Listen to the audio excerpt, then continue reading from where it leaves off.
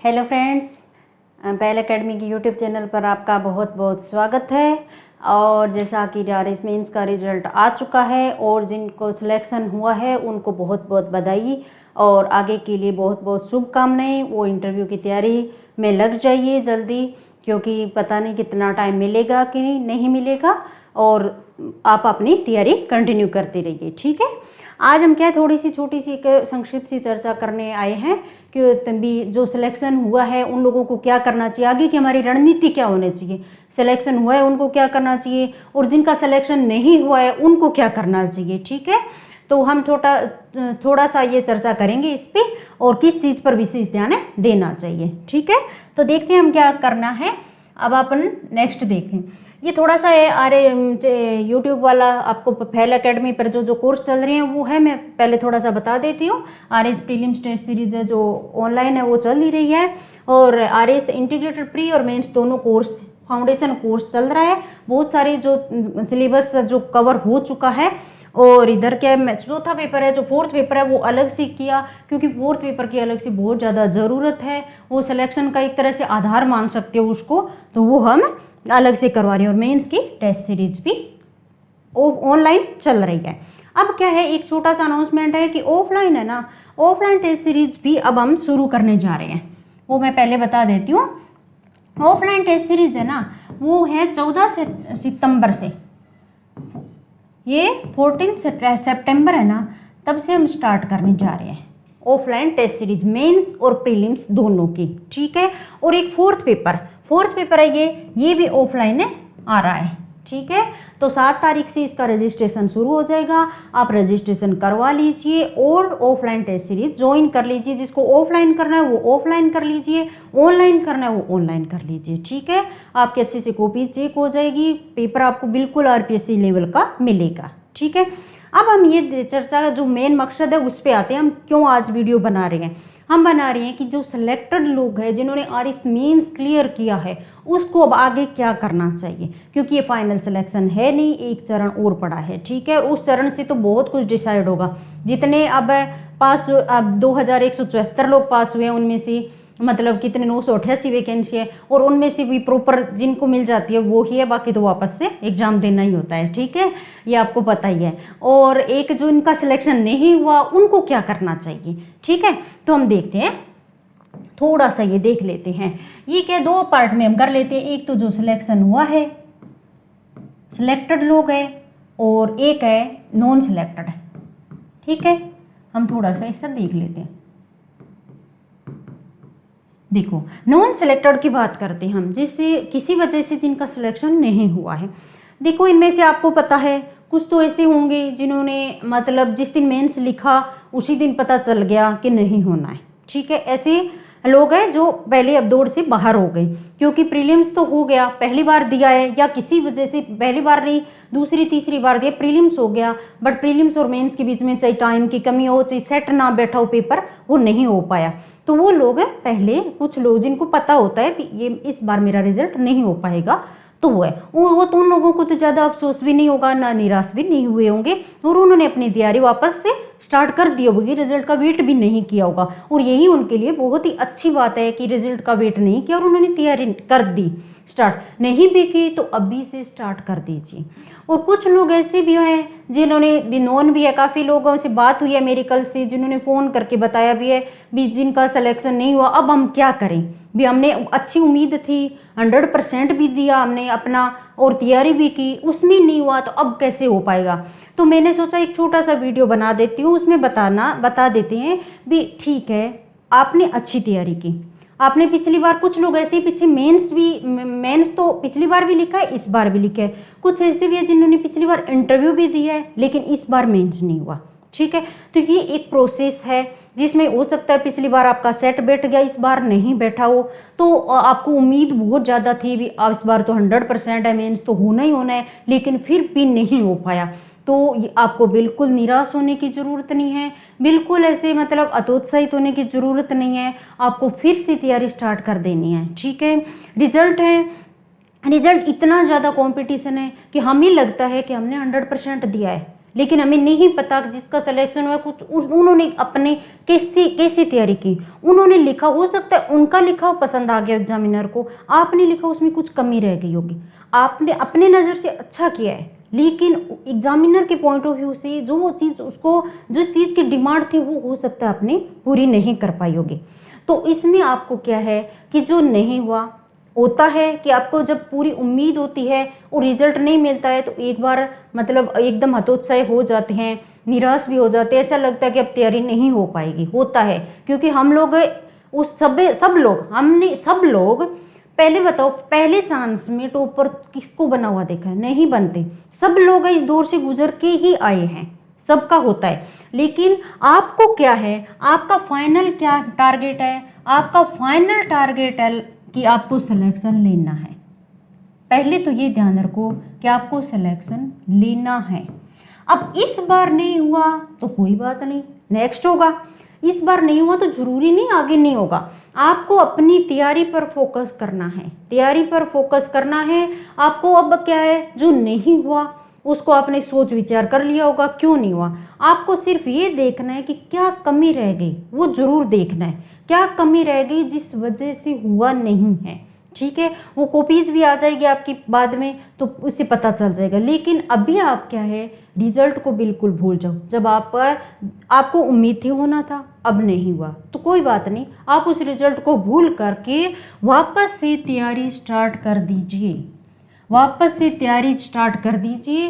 क्योंकि time waste करने का अब बिल्कुल ही मतलब नहीं है। आपको अच्छे से, अब आप देखो, आपको अच्छा लिखा आपने, नहीं हुआ, इसका मतलब नॉलेज में आपकी कमी नहीं है। आपको ध्यान देना है कि क्या कमी रह गई, जो कुछ लोग इधर हो गए कुछ हम इधर रह गए।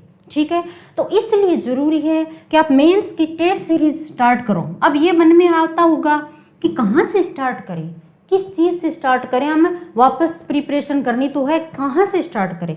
तो ये मैं तो यही कहना चाहूँगी कि आप वापस से स्टार्ट करो। तो आपको पता है प्रीलिम्स तो आपका ऐसी कोई बात नहीं है, डेली दे रहे हो रहा है, हो जाता है। मेंस की टेस्ट सीरीज लिखना स्टार्ट करो, लिखना स्टार्ट करोगे ना, मेंस की टेस्ट सीरीज लिखोगे तो आपको सिलेबस जो किया है उसको बार बार रिवाइज करो और लिखो टेस्ट। जितने ज़्यादा टेस्ट लिखोगे उतने ही आपको कॉन्फिडेंस आएगा, आपको लगेगा कि नहीं अब इस बार तो नहीं रुकेगा, जो रुकना था रुक गया। अब आपको ऐसी तैयारी करनी है कि नेक्स्ट वैकेंसी आएगी तो आपको टॉप 10 में जगह बनानी है।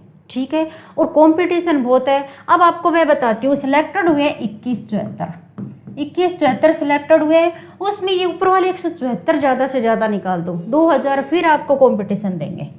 क्योंकि कोई क्या किसी वजह से कुछ लोग होंगे जो रैंक इंप्रूवमेंट करना चाहेंगे, कुछ लोग इनमें से बाहर होंगे, वो भी आपके साथ होंगे। तो कंपटीशन आपका ऑलरेडी बहुत टफ होता है, क्योंकि जो लोग हर बार इंटरव्यू दे रहे हैं उनको नॉलेज बहुत ज़्यादा है। तो आपको क्या इनसे ज़्यादा लीड लेने का यही है कि आप अब टाइम वेस्ट मत कीजिए, आज से ही अपना वापस से स्टार्ट कर दीजिए। और वैकेंसी आने का बिल्कुल वेट मत कीजिए, क्योंकि वैकेंसी आने के बाद तो हर कोई पढ़ता है। और आप इस समय ये देखो कि क्या कमी रह गई थी जो मुझे करना है। तो आप ज़्यादा से ज़्यादा मेंस की टेस्ट सीरीज करो। अभी टेस्ट सीरीज करोगे, जैसे नोटिफिकेशन आता है आपका ऑलमोस्ट कोर्स से एक बार लिखा जाएगा। फिर क्या होगा कि नोटिफिकेशन आने के बाद थोड़ा प्रीलिम्स को टाइम दे देना, और जब तक प्रीलिम्स हो तब तक एक बार मेंस का कोर्स लिखा जाएगा। अब की बार क्या हुआ था कि प्रीलिम्स और मेंस के बीच में बहुत ही कम टाइम था और थोड़ा सिलेबस भी चेंज हो गया था। तो ये जो उस टाइम ये ऐसा लगता है कि कैसे इस कोर्स को समेटे, कैसे टेस्ट सीरीज ज्वाइन करें। फिर उस टाइम इतना प्रेशर हो जाता है, एक टेस्ट सीरीज करें, 2 करें, किस किस का करें, क्योंकि सलाह भी देने वाले बहुत ज़्यादा हो जाते हैं और समझ में कुछ आता नहीं है। तो आप क्या है, अभी से एक ही टेस्ट सीरीज ज्वाइन कर लो, चाहिए कोई दिक्कत नहीं, एक करो, उसको एकदम अच्छे से करो। आप टेस्ट लिखो, पूरा फुल टेस्ट लिखो और फिर आप चेक करवाओ। जैसे हम लोगों ने अब 14 सितंबर से स्टार्ट किया है, तो हम चाह रहे हैं कि पूरा आरपीएससी लेवल का टेस्ट बने। ठीक है, वो लिखो आप, फिर चेक करवाओ। उसमें क्या कुछ अपना मतलब जैसे नोट्स पढ़ा, आपको हर व्यक्ति को पता होता है, हर कैंडिडेट को पता होता है कि क्वेश्चन में ऐसा आंसर लिखना है, लेकिन लीड कौन लेके जाता है, जो उसमें थोड़ा एक्स्ट्रा करता है, जिसे मैप बना दिया, उसको अंडरलाइन कर दिया, मेन टॉप पॉइंट है उसको हाईलाइट कर दिया, ऐसे कुछ छोटी छोटी चीज़ें हैं वो आपको ध्यान देनी है। तो वो आप अभी से प्रैक्टिस करोगे ना तो आपका जब मेंस होगा तब तक आपको पता ही नहीं चलेगा। और साथ में फालतू की चीज़ें मतलब रिजल्ट आए इस पर सोच विचार करने का कोई मतलब नहीं है, ठीक है। तो आप अभी से अपनी तैयारी स्टार्ट कर दीजिए, बिल्कुल निराश होने की ज़रूरत नहीं है। वापस रिजल्ट भी आ जाएगा और वैकेंसी पिछली बार इस टाइम सेम यही टाइम था, फाइनल रिजल्ट आया था और 1 साल के अंदर वापस मेंस का रिजल्ट आ गया। ऐसा ही नेक्स्ट मेंस का रिजल्ट भी इसी टाइम आ सकता है मेंस का रिजल्ट इसी टाइम आ जाएगा। तो आपको बस ये ध्यान रखना है कि वैकेंसी भी आ जाएगी, एग्ज़ाम भी हो जाएगा, रिजल्ट भी आ जाएगा, लेकिन आप कितने तैयार हैं ये आपको खुद को तैयार कितना है ये आप पर डिपेंड करता है कि आप कितने अच्छे से वापस तैयारी कर पा रहे हो, ठीक है।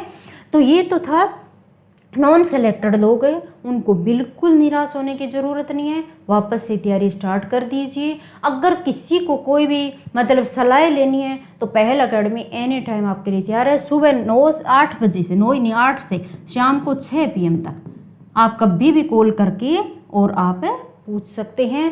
एनी टाइम पहल अकेडमी की टीम आपको बताने के लिए तैयार है, ठीक है। और अब देखते हैं सिलेक्टेड। अब आपने इंटरव्यू की तैयारी शुरू कर दी होगी।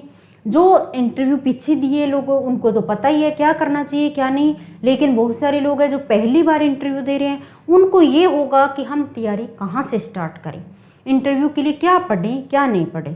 बिल्कुल कन्फ्यूजन होने की ज़रूरत ही नहीं है, आपको कुछ बेसिक है जो मैं आपको बताना चाहूँगी, ठीक है। अब देखो इंटरव्यू में क्या करना है।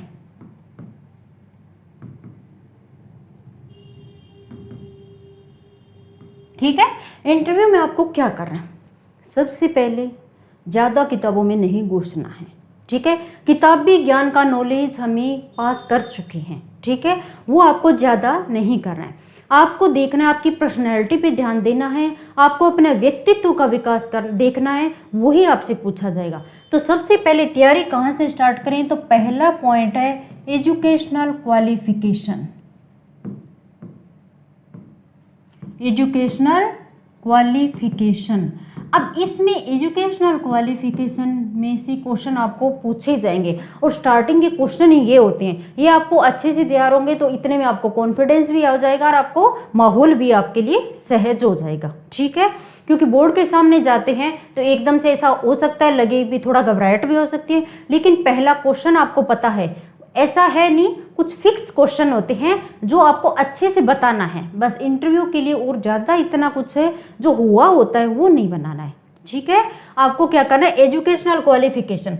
इसमें सबसे पहले देखो, सबसे पहले हर व्यक्ति को पूछते हैं, मोस्टली मैंने तो जितने लोगों से बात की है या जितना मेरा एक्सपीरियंस मतलब पिछला इंटरव्यू में है, सबसे हम लोगों से है जो पूछा, पहला क्वेश्चन ये होती है आपने 10th कहाँ से की, आपने आपका कौन से स्कूल से की, 12th कहाँ से की, ग्रेजुएशन कहाँ से की, ये सब है। और मैंने और लोगों से पूछा तो उनका क्वेश्चन यही था। तो पहला ये होता है कि 10th, ठीक है, आपकी क्वालिफिकेशन आपको पता होना चाहिए, 12th ग्रेजुएशन और उसके बाद अदर डिग्री, हर की अलग अलग डिग्रीज है, अदर डिग्री। अब क्या 10th में आपको लगेगा 10th किस ईयर में की, कब, कौन से साल में की और कौन से स्कूल से की, आपको कहाँ से की और कब की, और मार्क्स में आपको यह पता होना चाहिए। ये पहला है, ठीक है। सेम चीज़ 12th में, और सेम चीज़ ये सब्जेक्ट भी 12th में, अपने सब्जेक्ट भी तो चेंज हो जाते हैं, तो सब्जेक्ट होंगे, यहाँ भी सब्जेक्ट होंगे, और कहाँ से की ये बहुत ज़्यादा आपको पता होना चाहिए, ठीक है। अदर डिग्री आपने कुछ भी किया उसका पूरा नॉलेज होना चाहिए। अगर आप मेंशन कर रहे हो, आप डिग्री दिखा रहे हो, सर्टिफिकेट वगैरह वहाँ दिखा रहे हो, तो आपको उसका नॉलेज होना चाहिए, ठीक है। पहला क्वेश्चन तो है आपका एजुकेशनल क्वालिफिकेशन का, वो आपको जब आप मॉक इंटरव्यू देंगे तब भी आपके ये क्वेश्चन होंगे, तो वो बार बार पूछे जाते हैं। आप बार बार अपने ग्रुप बना लो, उसमें बार बार एक दूसरे से पूछते हैं ना, तो इससे आपको एकदम जबान पे बैठ जाते हैं, और जिससे बोर्ड में पूछे जाते हैं आप तुरंत उसका रिप्लाई आसानी से कर सकते हैं, ठीक है। दूसरा जो है वो है आपका होम टाउन या डिस्ट्रिक्ट। होम टाउन या डिस्ट्रिक्ट, इसमें क्या होता है कि पूरे जिला है, अब जिले के बारे में सब लोगों ने अब तक तो अपना अपना जिले का जो नोट्स वगैरह है वो कलेक्ट करने स्टार्ट कर दिया ऑलमोस्ट, मैंने देखा है।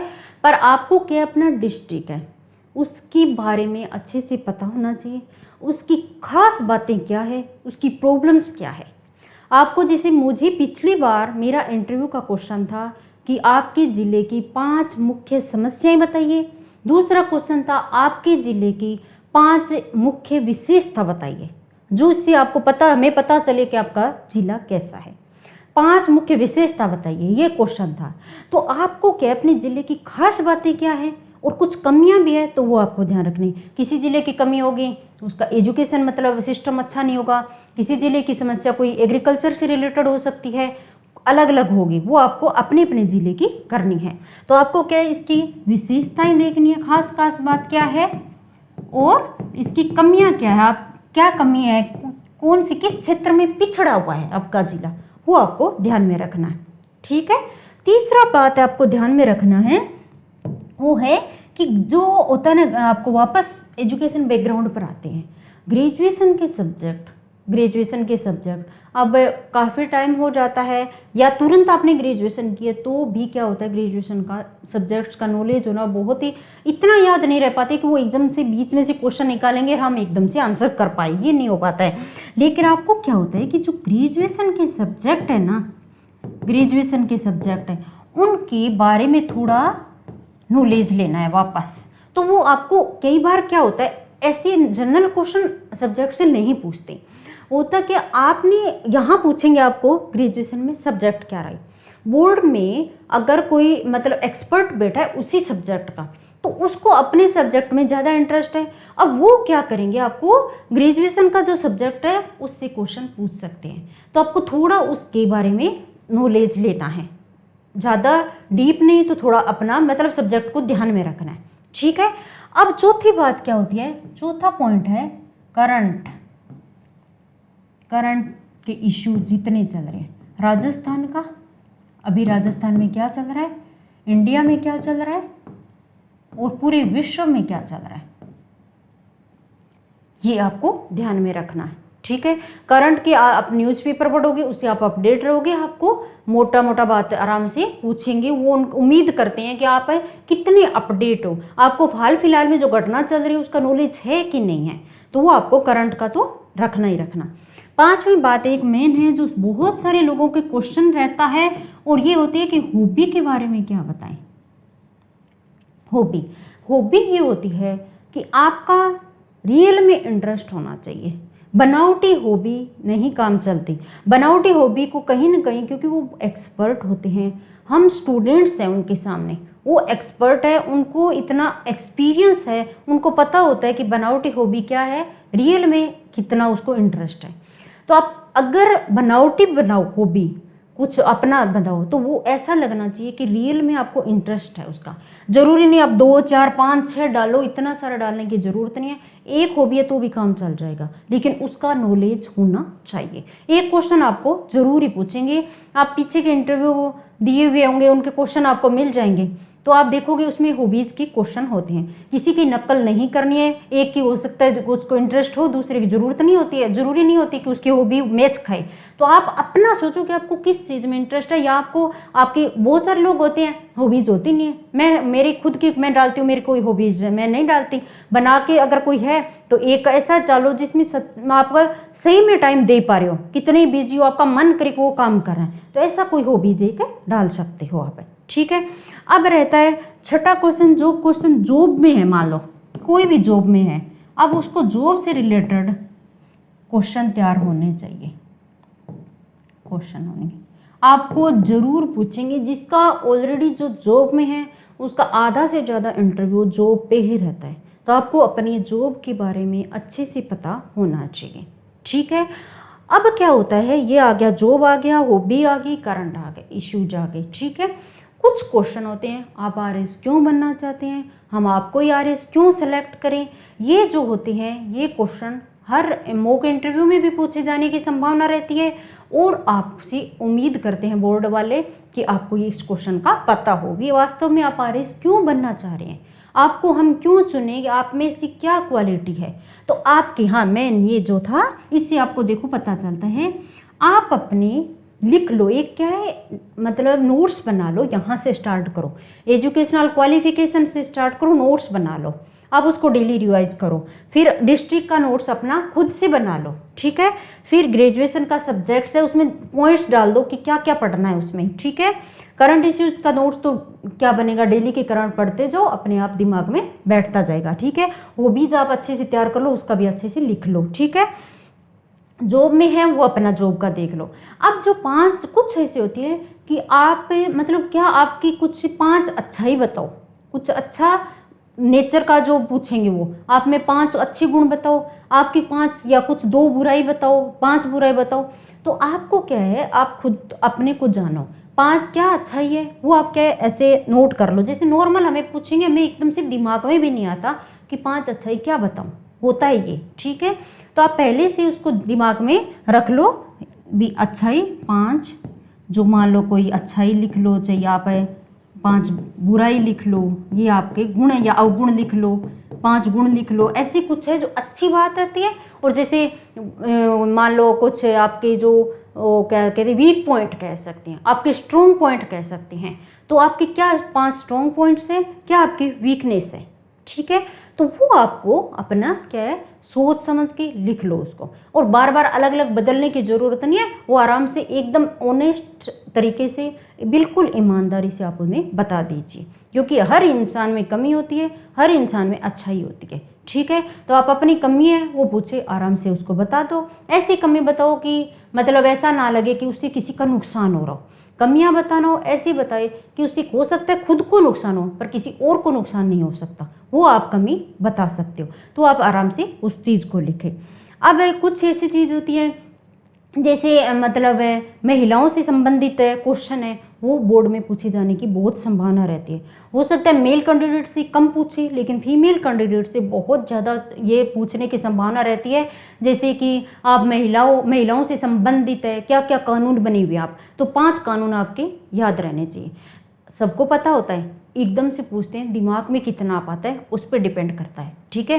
तो अब यही तो तैयारी करनी है हमें। तो 5 कानून कौन से हैं, तो 5 कानून आपको पता होना चाहिए। घरेलू हिंसा, मान लो इच्छा आ गई कि घरेलू हिंसा अधिनियम में कितना कारागार है, इसके क्या मतलब है, ये मतलब कितना सफल है, क्या इसका मतलब दुरुपयोग हो रहा है, क्या नहीं हो रहा है, वो चीज़ें ऐसे महिलाओं से संबंधित क्वेश्चन है जो बहुत ज़्यादा पूछे जाने की संभावना रहती है, ठीक है। आप इस क्षेत्र में क्यों आना चाह रही हैं, आप दूसरे मतलब टीचर वाले में क्यों नहीं गए, मतलब ये होता है फीमेल कैंडिडेट से ऐसे क्वेश्चन ज़्यादा पूछे जाने की संभावना रहती है। तो अभी क्या है, अभी हमने इंटरव्यू की तैयारी स्टार्ट की। तो आज हमारा बताने का पर्पज़ यही था कि कहाँ से शुरुआत करें, किस चीज़ से करें। तो शुरुआत यही है, एक रजिस्टर लो, पेन लो और अपना यहाँ से तैयारी स्टार्ट करो, और यहाँ तक नोट्स बना लो, मोटा मोटा ऐसे लिख लो, फिर उसको बार बार रिवाइज करो। ज़्यादा से ज़्यादा मॉक इंटरव्यू दो। मॉक इंटरव्यू दोगे तो अपने आप क्या आपको पता लग जाएगा कि जितना आप तैयार किए उसमें से कितना पूछा है, और क्या चीज़ अलग से पूछे जो आपके दिमाग में ही नहीं आया। वो चीज़ जो पूछें उसको आके नोट डाउन कर लो, फिर उसका आंसर तैयार कर लो। नहीं हो तो मॉक इंटरव्यू दे रहे हो, उससे आप पूछ सकते हो। तो ये आपके लिए बहुत ही फायदे में रहेगा, ठीक है। तो अच्छे से तैयारी इंटरव्यू के स्टार्ट कर दीजिए। All the very best. और जिनका नहीं हुआ है बिल्कुल हताश होने की ज़रूरत नहीं है, आराम से आगे नेक्स्ट प्रिपरेशन स्टार्ट कर दीजिए और आपका सिलेक्शन पक्का हो जाएगा। तो थैंक यू सो मच। आज हम इतना ही करेंगे, फिर अब मैं नेक्स्ट अगर इंटरव्यू का कुछ होगा तो हम अलग से और वीडियो बना देंगे, ठीक है। तो थैंक यू सो मच।